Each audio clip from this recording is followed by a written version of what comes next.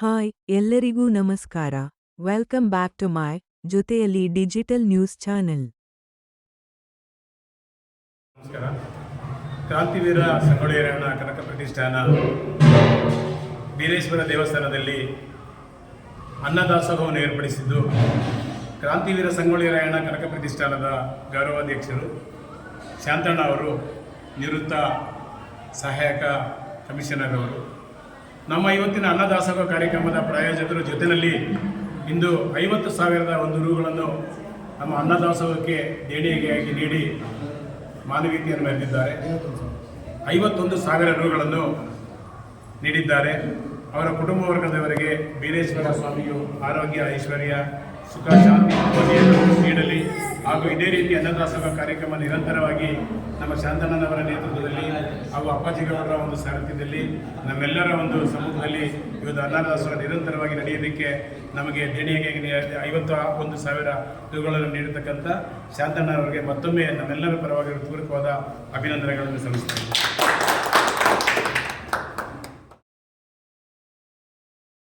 ಕುಮಾರಸ್ವಾಮಿ ಬಡಾವಣೆ. ಕನಸಗಿರಿಯ ಶ್ರೀ ಬೀರೇಶ್ವರ ಸ್ವಾಮಿ ದೇವಸ್ಥಾನದಲ್ಲಿ ಸಂಗೊಳ್ಳಿ ರಾಯಣ್ಣ ಕನಕ ಪ್ರತಿಷ್ಠಾನ ಮತ್ತು ಕನಕಗಿರಿ ಟ್ರಸ್ಟ್ ವತಿಯಿಂದ ಪ್ರತಿ ಸೋಮವಾರವೂ ಬೀರೇಶ್ವರ ಸ್ವಾಮಿಗೆ ವಿಶೇಷ ಪೂಜೆ ಹಾಗೂ ಅಲ್ಲಿ ಬಂದಿರುವಂತಹ ಭಕ್ತಾದಿಗಳಿಗೆ ಅನ್ನದಾಸೋಹದ ಕಾರ್ಯಕ್ರಮವನ್ನು ಆಯೋಜನೆ ಮಾಡಲಾಗಿದೆ. ಅದರಂತೆಯೇ 2ನೇ ಸೋಮವಾರವೂ ಸಹ ಬೀರೇಶ್ವರ ಸ್ವಾಮಿಗೆ ವಿಶೇಷ ಪೂಜೆ ಮತ್ತು ಅಲ್ಲಿ ಬಂದಿರುವಂತಹ ಭಕ್ತಾದಿಗಳಿಗೆ ಅನ್ನದಾಸೋಹವನ್ನು ಕ್ರಾಂತಿವೀರ ಸಂಗೊಳ್ಳಿ ರಾಯಣ್ಣ ಕನಕ ಪ್ರತಿಷ್ಠಾನದ ಪದಾಧಿಕಾರಿಗಳೆಲ್ಲರೂ ಸೇರಿ ಯಶಸ್ವಿಯಾಗಿ ಪೂರ್ಣಗೊಳಿಸಿದರು.